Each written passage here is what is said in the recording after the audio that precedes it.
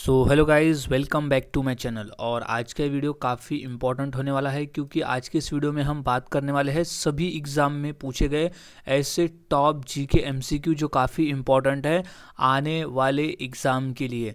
तो ये सभी क्वेश्चंस पेपर में पूछे जा चुके हैं, तो सभी क्वेश्चंस के आंसर आपको अच्छी तरह से याद में रख लेना है। शुरुआत करते हैं आज का हमारी इस जी के स्टडी की। तो सबसे पहला प्रश्न है, विश्व स्वास्थ्य संगठन का मुख्यालय कहाँ स्थित है? इसका सही जवाब हो जाएगा ऑप्शन नंबर डी, जिनेवा में। जिनेवा में स्थित है विश्व स्वास्थ्य संगठन का मुख्यालय। अब इसे डिटेल में समझ लेते हैं।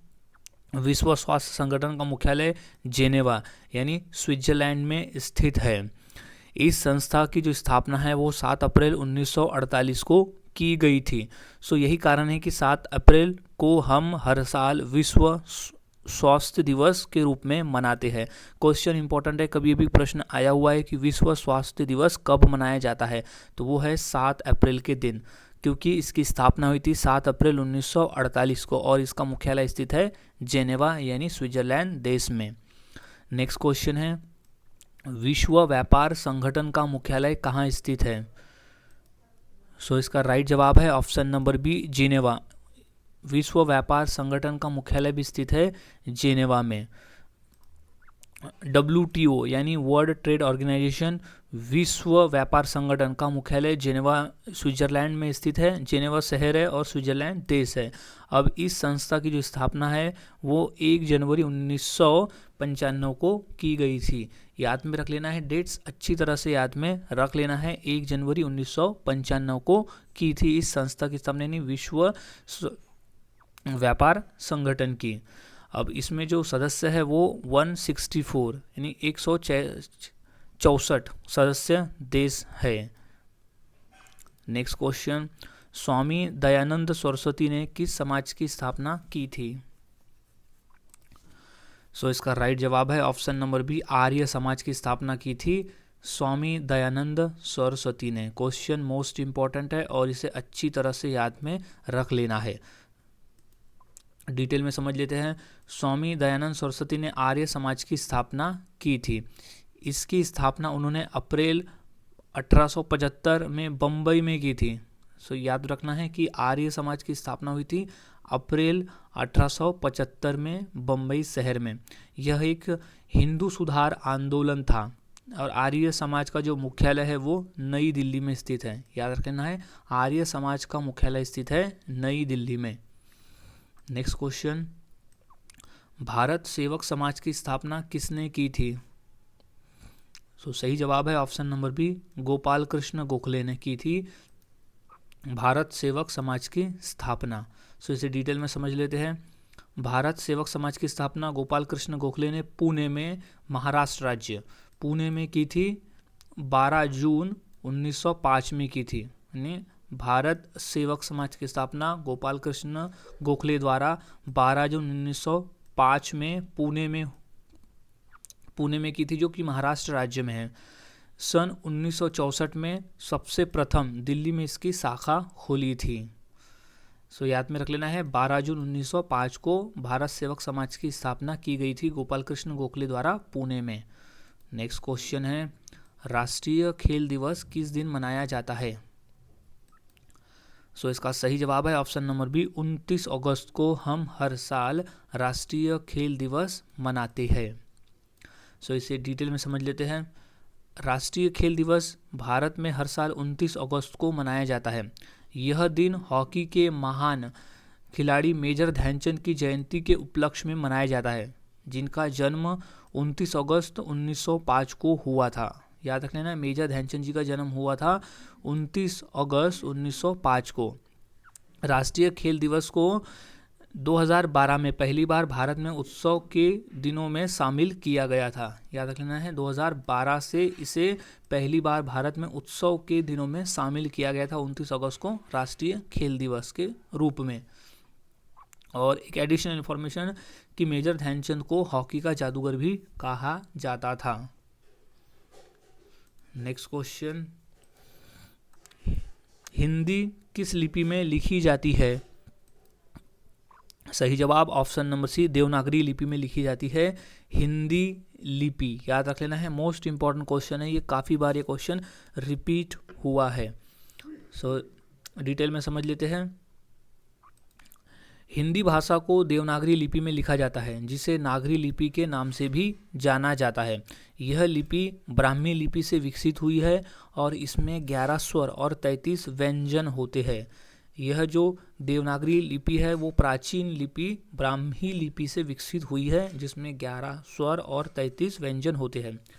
अब भारतीय संविधान के अनुच्छेद 343 के अनुसार देवनागरी लिपि में हिंदी को संघ की राजभाषा घोषित किया गया है। क्वेश्चन इंपॉर्टेंट है, इसे याद में रख लेना है कि भारतीय संविधान के अनुच्छेद 343(1) यानी पार्ट 1 के अनुसार देवनागरी लिपि में हिंदी को संघ की राजभाषा घोषित किया गया है। देवनागरी लिपि का उपयोग केवल हिंदी के लिए नहीं बल्कि अन्य भाषा के लिए किया जाता है, जैसे कि संस्कृत, मराठी, नेपाली, कोंकणी, सिंधी, कश्मीरी, भोजपुरी और मैथिली आदि भाषाओं को लिखने के लिए भी देवनागरी लिपि का उपयोग किया जाता है। सो पॉइंट्स को अच्छी तरह से याद में रख लेना है, क्योंकि एक क्वेश्चन से यहाँ कई क्वेश्चंस बनते हैं। सो नेक्स्ट क्वेश्चन की बात करते हैं। प्रतिवर्ष किसकी स्मृति में 13 फरवरी को महिला दिवस मनाया जाता है? सो इसका सही जवाब हो जाएगा option number C, Sarojini Naidu. Sarojini Naidu ji के जन्मदिन के अवसर पर हम हर साल 13 फरवरी को राष्ट्रीय महिला दिवस मनाते हैं। अब इसे डिटेल में समझ लेते हैं। सो महिला दिवस स्वतंत्रता सेनानी और भारत की पहली महिला राज्यपाल सरोजिनी नायडू जी के जन्मदिन के जयंती के उपलक्ष्य में मनाया जाता है। सरोजिनी नायडू का जन्म 13 फरवरी 1879 को हैदराबाद में हुआ था। उनका जन्म कब हुआ था? 13 फरवरी 1879 को हुआ था। इसलिए 13 फरवरी को उनकी जयंती पर हम हर साल राष्ट्रीय महिला दिवस मनाते हैं। अब सरोजिनी नायडू को भारत की कोकिला के नाम से भी जाना जाता है। ये क्वेश्चन मोस्ट इम्पॉर्टेंट है कि भारत की कोकिला के नाम से किसे जाना जाता है। सो वो जाना जाता है सरोजिनी नायडू को। क्वेश्चन मोस्ट इम्पॉर्टेंट है, इसे अच्छी तरह से याद में रख लेना है, क्योंकि क्वेश्चन रिपीटेड आया है। भारत की कोकिला के नाम से किसे जाना जाता है? तो वो है सरोजिनी नायडू को। उनका जन्म हुआ था 13 फरवरी 1879 को और उन्हीं के जन्मदिन पर हम हर साल राष्ट्रीय महिला दिवस मनाते हैं। और याद रख लेना एक एडिशनल पॉइंट, 8 मार्च को हम अंतर्राष्ट्रीय महिला दिवस मनाते हैं। तो दोनों में कंफ्यूज नहीं होना है, राष्ट्रीय और अंतर्राष्ट्रीय में। अंतर्राष्ट्रीय महिला दिवस है 8 मार्च और राष्ट्रीय महिला दिवस है 13 फरवरी के दिन। नेक्स्ट क्वेश्चन की बात करते हैं। विटामिन की खोज किस वैज्ञानिक ने की थी? सो इसका सही जवाब है option number B, Casimir Funk. Casimir Funk नामक वैज्ञानिक ने विटामिन की खोज की थी। सो डिटेल में समझ लेते हैं। विटामिन की खोज पॉलीजीव रसायन ज्ञानी कासिमिर फंक ने साल 1912 में की थी। उन्होंने साल 1912 में भोजन के विशेष पोषक तत्वों को विटामिन का नाम भी दिया था। यानी उन्होंने विटामिन की खोज की थी और विटामिन नाम भी उन्होंने ही दिया था 1912 में। अब कासिमिर फंक को विटामिन थेरेपी का जनक भी माना जाता है। ये याद रख लेना है कि विटामिन थेरेपी का जनक किसे माना जाता है? तो वो है कासिमिर फंक को माना जाता है। नेक्स्ट क्वेश्चन, दिल्ली के प्रसिद्ध लोह स्तंभ का निर्माण किस वंश के शासक ने करवाया था? क्वेश्चन इंपॉर्टेंट है। सो इसका सही जवाब हो जाएगा ऑप्शन नंबर 1, गुप्त वंश के शासक ने लोह स्तंभ का निर्माण करवाया था। डिटेल में समझ लेते हैं कि दिल्ली के लोह स्तंभ का निर्माण चंद्रगुप्त द्वितीय ने करवाया था। याद रख लेना है, चंद्रगुप्त द्वितीय ने करवाया था और यह स्तंभ कुतुब मीनार के परिसर में स्थित है। सो चंद्रगुप्त द्वितीय के शासनकाल लगभग 375 से 415 ई में करवाया था चंद्रगुप्त द्वितीय ने। और यह जो लोह स्तंभ की जो ऊंचाई है वो है 7.21 मीटर, जो कि लगभग 13 फीट 8 इंच ऊंचा है और 41 सेंटीमीटर यानी 16 इंच व्यास वाला है। यानी इसका जो व्यास है वो है 41 सेंटीमीटर का। और ये स्तंभ पर संस्कृत के शिलालेख है जो कि चंद्रगुप्त द्वितीय की उपलब्धियों को दर्शाता है। सो ये सब पॉइंट्स याद में रख लेना है, क्योंकि एक क्वेश्चन से कई आंसर तैयार होते हैं। नेक्स्ट क्वेश्चन है, निम्नलिखित में से कौन सा वेद सबसे पुराना है? सो इसका राइट जवाब हो जाएगा option number C, Rigveda. Rigveda जो है वो सबसे पुराना वेद है, याद में रख लेना है। 4 वेद में से सबसे पुराना वेद है ऋग्वेद। सो पॉइंट समझ लेते हैं।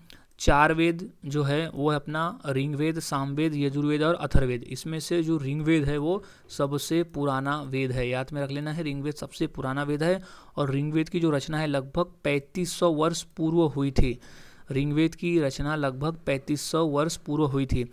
ऋग्वेद में मंत्रों की संख्या 10,580, मंडल की संख्या 10 और सूक्त की संख्या 1028 है। सो ये संख्या याद में रख लेना है। मंत्रों की संख्या है 10,480 है। नेक्स्ट क्वेश्चन, जैन धर्म के संस्थापक कौन है? सो इसका सही जवाब है option number D, Rishabhdev. Rishabhdev है जैन धर्म के संस्थापक। इंपॉर्टेंट प्रश्न है, अच्छी तरह से याद में रख लेना है। ऐसे पॉइंट से समझ लेते हैं। जैन धर्म के संस्थापक ऋषभदेव यानी आदिनाथ थे। अब ऋषभदेव का एक अन्य नाम भी था आदिनाथ, उन्हें आदिनाथ भी कहा जाता था। दोनों याद में रख लें, ऋषभदेव या आदिनाथ। अब ऋषभदेव जैन धर्म के पहले तीर्थकर थे, जैन धर्म के पहले तीर्थकर थे और संस्थापक थे। अब ऋषभदेव भारत के चक्रवर्ती सम्राट भरत के पिता थे। क्वेश्चन मोस्ट इम्पॉर्टेंट है। अब जैन धर्म भारत श्रमण परंपरा से निकला प्राचीन धर्म और दर्शन है, यानी काफी ये प्राचीन धर्म और दर्शन है जैन धर्म। नेक्स्ट क्वेश्चन, एशिया महाद्वीप की सबसे लंबी नदी कौन सी है? सो इसका सही जवाब है ऑप्शन नंबर ए, यांगसी नदी। यांगसी नदी है एशिया महाद्वीप की सबसे लंबी नदी। पॉइंट समझ लेते हैं। यांगसी नदी एशिया की सबसे लंबी नदी है, याद रखना। यांगसी नदी एशिया की सबसे लंबी नदी है और यह दुनिया की तीसरे नंबर की सबसे लंबी नदी है यांगसी नदी। यांगसी नदी चीन में बहती है, राइट जवाब इसका है, चीन में बहती है यांगसी नदी। और यांगसी नदी की जो लंबाई है वो है 6300 किलोमीटर। 6300 किलोमीटर की है ये यांगसी नदी। और यांगसी नदी तिब्बत के पठार में स्थित तंगुला पहाड़ से निकलती है और यह संगाई के चीन के पूर्व सागर में मिलती है।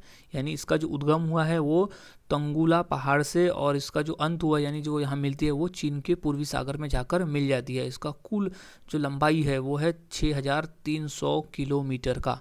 और एक ऐसी नदी है जो एक देश में सबसे यानी एक ही देश में बहने वाली सबसे लंबी नदी है ये। नेक्स्ट क्वेश्चन, सोगानसु किस देश का नववर्ष त्यौहार है? सो इसका सही जवाब हो जाएगा ऑप्शन नंबर सी, जापान का। सोगानसु जापान देश का नववर्ष त्यौहार है। से पॉइंट समझ लेते हैं। सोगानसु जापान का नववर्ष त्यौहार है जो 1 से 3 जनवरी तक मनाया जाता है।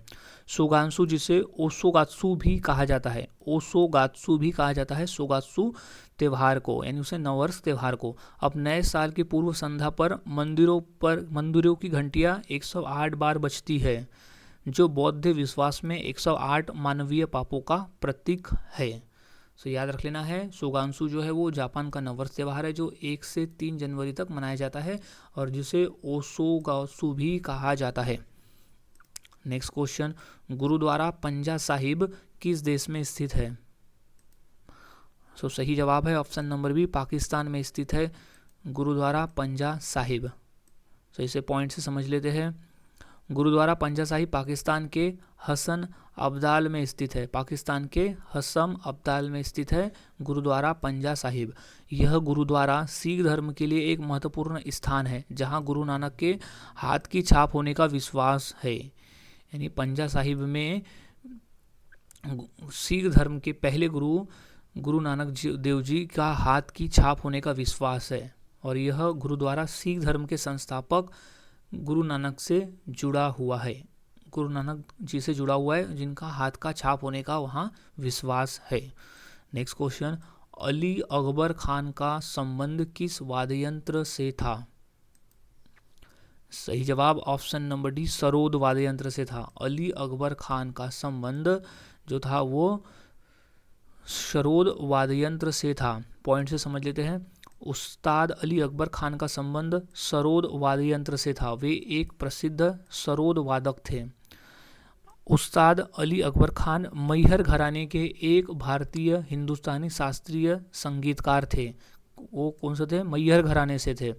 उन्होंने Ali Akbar college of music की स्थापना भी की थी। Ali Akbar college of music की स्थापना की थी, जहां उन्होंने पश्चिमी छात्रों को उत्तर भारतीय संगीत सिखाया था।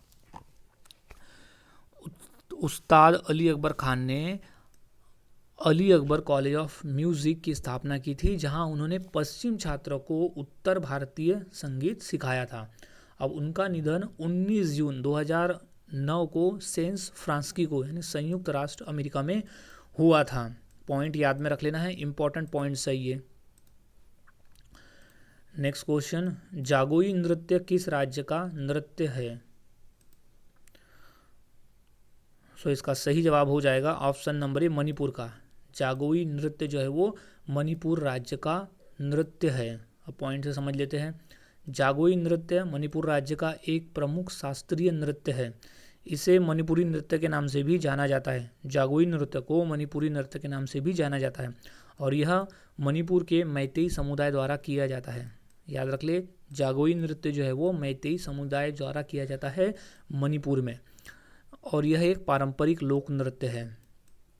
सभी पॉइंट्स को याद में रख लेना है कि जागोई नृत्य जो है एक शास्त्रीय नृत्य है जो मणिपुर राज्य में किया जाता है और यह किया जाता है मैतेई समुदाय के द्वारा। नेक्स्ट क्वेश्चन, भारत में हर साल संविधान दिवस किस दिन मनाया जाता है? सो इसका सही जवाब है ऑप्शन नंबर सी, 26 नवंबर को। 26 नवंबर के दिन हम हर साल संविधान दिवस के रूप में मनाते हैं। अब क्यों मनाते हैं ये पॉइंट के जरिए हम समझ लेते हैं।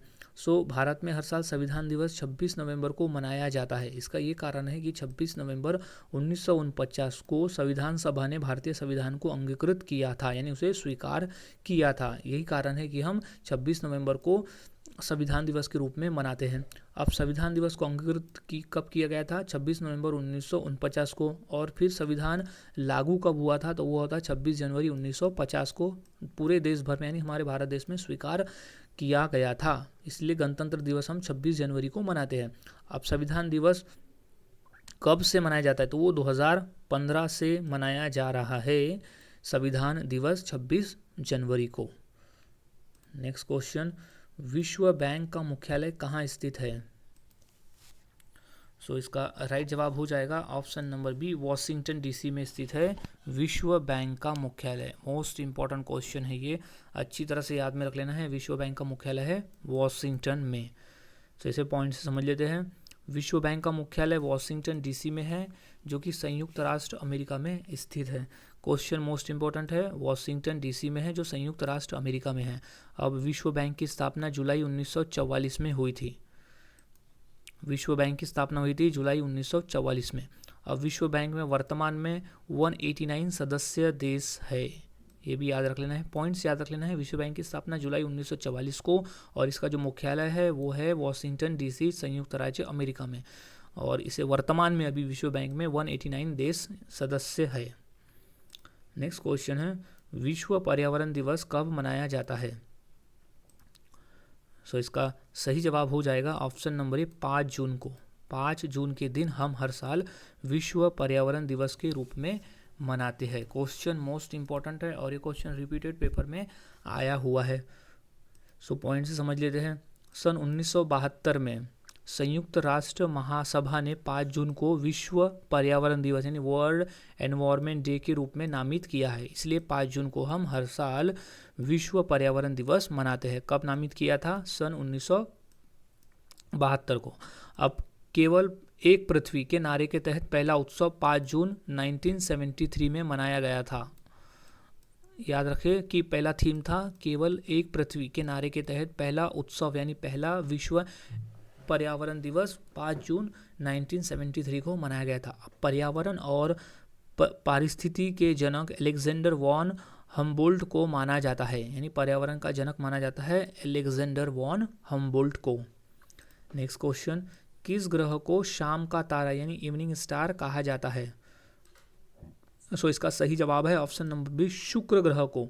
शुक्र ग्रह को हम शाम का तारा यानी इवनिंग स्टार कहते हैं। सो पॉइंट समझ लेते हैं। शाम का तारा यानी इवनिंग स्टार शुक्र ग्रह को कहा जाता है। इवनिंग स्टार शुक्र ग्रह को कहा जाता है। शुक्र ग्रह को पृथ्वी का जुड़वा ग्रह भी कहा जाता है। याद रख ले, पृथ्वी को यानी शुक्र को पृथ्वी का जुड़वा ग्रह भी कहा जाता है क्योंकि उसका घनत्व और उसकी जो आकार है वो लगभग पृथ्वी जितना ही है। अब शुक्र ग्रह हमारे सौरमंडल का सबसे गर्म ग्रह है। तो इसका ये कारण है कि इसमें कार्बन डाइऑक्साइड की मात्रा अधिक होती है। इस वजह से सौरमंडल का जो सबसे गर्म ग्रह है वो शुक्र ग्रह। ये भी पॉइंट याद में रख लेना है कि सौरमंडल का सबसे गर्म ग्रह कौन सा है। सो वो है शुक्र ग्रह। नेक्स्ट क्वेश्चन, अमृतसर स्थित स्वर्ण मंदिर किसने बनाया? ये क्वेश्चन मोस्ट इंपॉर्टेंट है और ये क्वेश्चन के आंसर को अच्छी तरह से याद में रख लेना है। सो इसका सही जवाब हो जाएगा ऑप्शन नंबर ए, गुरु अर्जुन देव। गुरु अर्जुन देव जी ने बनाया था अमृतसर स्थित स्वर्ण मंदिर को। सो पॉइंट से समझ लेते हैं। अमृतसर स्वर्ण मंदिर या हरमिंदर साहिब, स्वर्ण मंदिर को हरमिंदर साहिब भी कहा जाता है। ये भी पॉइंट याद में रख लेना है क्योंकि ये भी क्वेश्चन पूछा गया पेपर में कि स्वर्ण मंदिर को अन्य और किस नाम से जाना जाता है, तो वो है हरमिंदर साहिब। को सिखों के 5वें गुरु गुरु अर्जुन देव ने बनाया था। याद में रख लेना है, सिखों के 5वें गुरु थे गुरु अर्जुन देव जी, जिन्होंने स्वर्ण मंदिर यानी हरमिंदर साहिब को बनाया था। इस मंदिर का निर्माण 1604 में पूरा हुआ था। इस मंदिर की नींव रखने का काम लाहौर के सूफी संत साई मियाँ मीर ने किया था। यानी स्वर्ण मंदिर हरमंदिर साहिब का जो नींव है वो रखा था सूफी संत साई मियाँ मीर ने। अब इस मंदिर में सिख धर्म के पवित्र ग्रंथ गुरु ग्रंथ साहिब को स्थापित किया गया है। याद रख लेना है, इस मंदिर में सिख धर्म के पवित्र ग्रंथ गुरु ग्रंथ साहिब को स्थापित किया गया है। नेक्स्ट क्वेश्चन, गायत्री मंत्र की रचना किसने की थी? सो इसका सही जवाब है ऑप्शन नंबर बी, विश्वामित्र ने। विश्वामित्र ने की थी गायत्री मंत्र की रचना। मोस्ट इंपॉर्टेंट क्वेश्चन है ये। सो पॉइंट से समझ लेते हैं। विश्वामित्र गायत्री मंत्र के रचनाकार है। गायत्री मंत्र पहली बार ऋग्वेद में दिखाई दिया। गायत्री मंत्र जो है वो पहली बार ऋग्वेद में दिखाई दिया। इसे सावित्री मंत्र के रूप में भी जाना जाता है। याद में रख लेना है, गायत्री मंत्र को सावित्री मंत्र के रूप में भी जाना जाता है। वशिष्ठ ने इस भजन की रचना की जो अग्नि, इंद्र और अन्य देवताओं को समर्पित है। नेक्स्ट क्वेश्चन है, फिनिक्स फार्म की स्थापना किसने की थी? मोस्ट इंपॉर्टेंट क्वेश्चन है ये कि फिनिक्स फार्म की स्थापना किसने की थी। सो इसका सही जवाब है option number B, Mahatma Gandhi ji ने की थी फिनिक्स फार्म की स्थापना। राइट जवाब इज महात्मा गांधी जी ने की थी फिनिक्स फार्म की स्थापना। अब पॉइंट से इसे समझ लेते हैं कि साल 1904 में महात्मा गांधी ने दक्षिण अफ्रीका के डरबन के पास फिनिक्स बस्ती की स्थापना की थी। साल 1904 में महात्मा गांधी ने दक्षिण अफ्रीका के डरबन के पास फिनिक्स बस्ती की स्थापना की थी। इस बस्ती में 100 एकड़ जमीन शामिल थी जिसे महात्मा गांधी जी ने खरीदा था।